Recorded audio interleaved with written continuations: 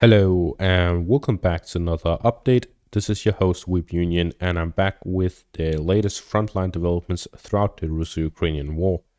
We start out to the west of Avdiivka, where the Russians are launching assaults in two separate directions. To the north of Berdishi, they've delayed an advancement towards the Ukrainian fortifications in covering the northern sector of Berdishi in an attempt to cut off the Ukrainian supply lines moving through from Novobakhmutivka in the north and down south to Berdishi through the backside. This is one of two supply lines that goes to Berdishi. The other one goes through Semenivka to the south. If the Russians are able to push through and capture the fortifications to the north of Berdishi and cut off the supply line going through the north of Berdishi, they would subsequently get a significant advantage in the battle over Berdishi, as Russians are simultaneously attacking to the south of Semenivka. Pushing through that and capturing fortification to the south of that village would allow the Russians to get firing control over the road and supply line going into Semenivka. This would completely cut off the supplies through the roads to Berdishi and Semenivka, and with the muddy weather, any off-road supply attempts would be very difficult. These assaults launched by the Russians could be an attempt to reach and cut off the supply lines to operationally encircle Semenivka and Berdishi, where the Ukrainians do have a number of fortifications and prepared defensive positions.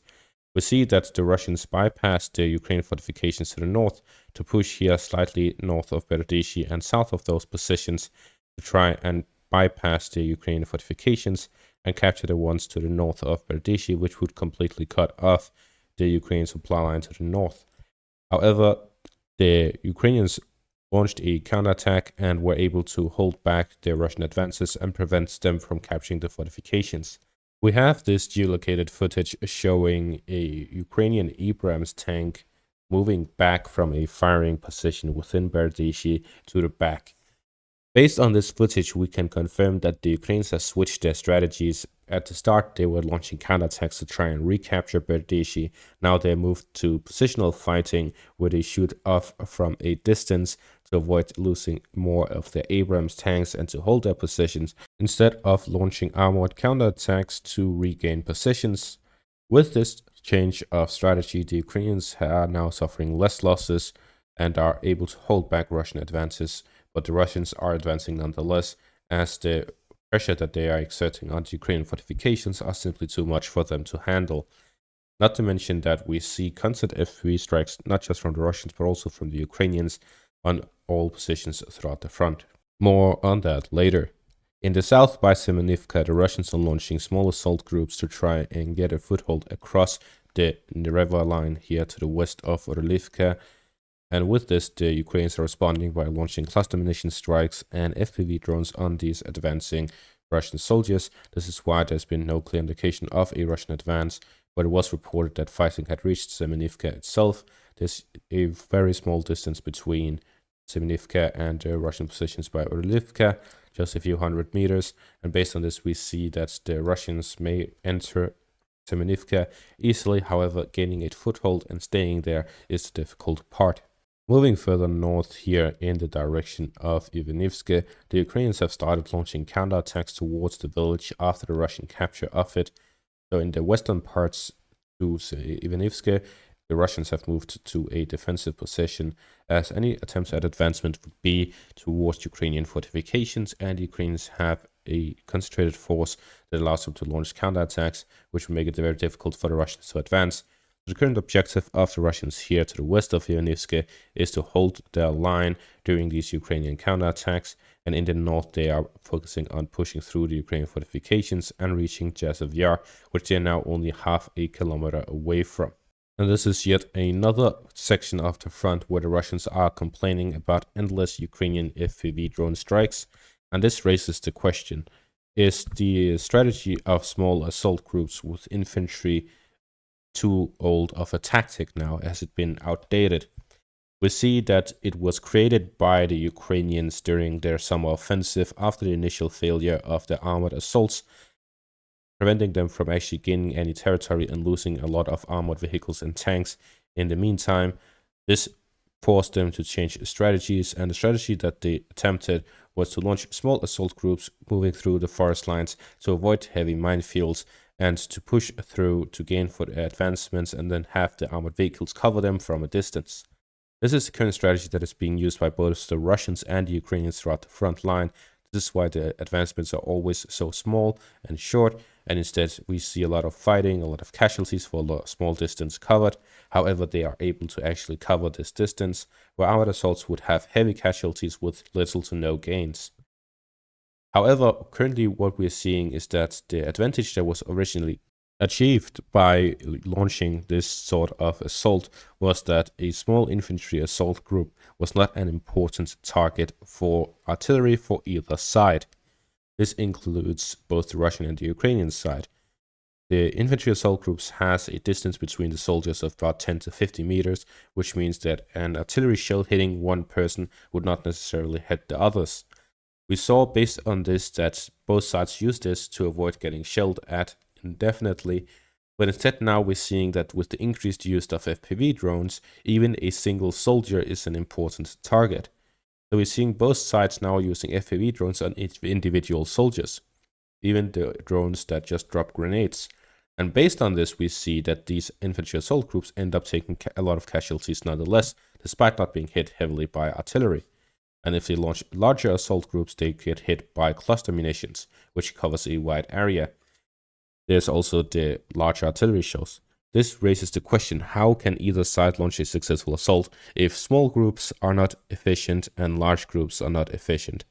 What I'm saying is that what worked from summer 2023 to winter 2024 does not work anymore, and a new strategy needs to come if they want to see advancements across the front. What we're seeing right now is attritional war with heavy losses over little to no gains. And this may be why the Russians are opting up for a large offensive. They may see that the deadlock at the front will only intensify and become more difficult, so they instead would like to expand to a larger section of the front.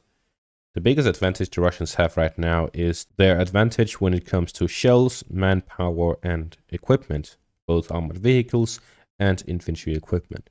But based on this, we can see that the advantage that FPV drones pose is specifically for this sort of attritional war at the front. The Ukrainians have significantly increased the production of FPV drones, but not to the point where they can launch thousands of strikes a day, at most tens to hundreds of strikes a day. In comparison, the Russians have thousands and thousands, even tens of thousands of artillery shells that they can use a day, compared to the Ukrainians currently using about 1,500 to 2,000 shells a day because of their rationing.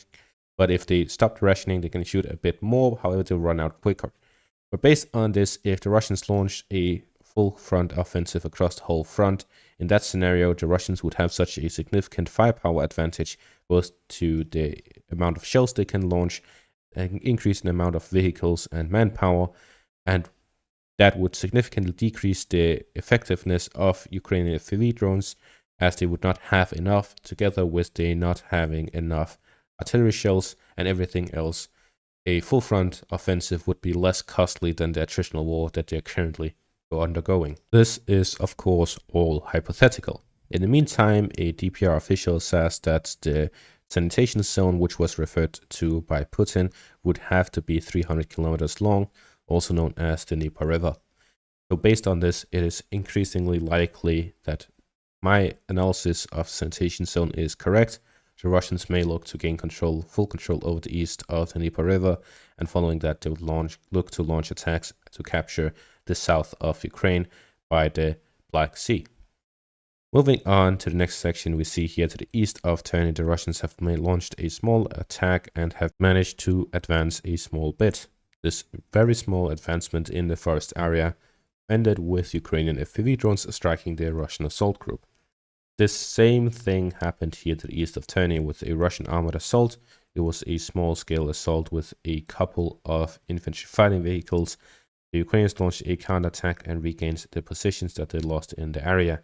And with this, we see both armored assaults and infantry assaults on a small scale are hardly successful due to the mass use of FPV drones, artillery shells, anti-tank weaponry, and so on.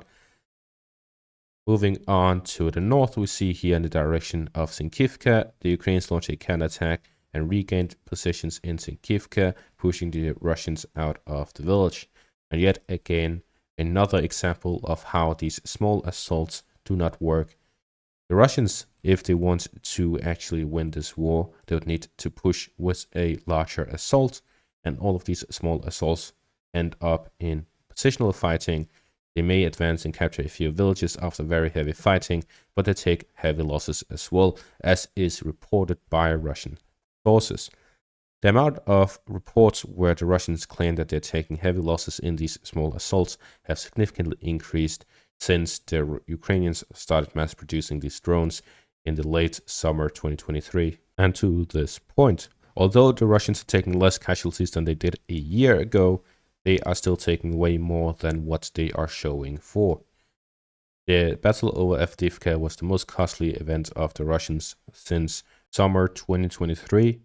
Yet we also saw that the Battle of Avdiivka itself was an overwhelming victory for the Russians, where they heavily bombarded the city and forced the Ukrainians to withdraw in a rout.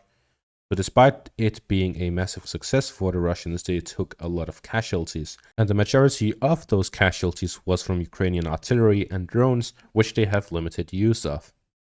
So again, the small assault groups the Russians are using is only helping the Ukrainians with the Ukrainian limited supply of ammunition and weapons.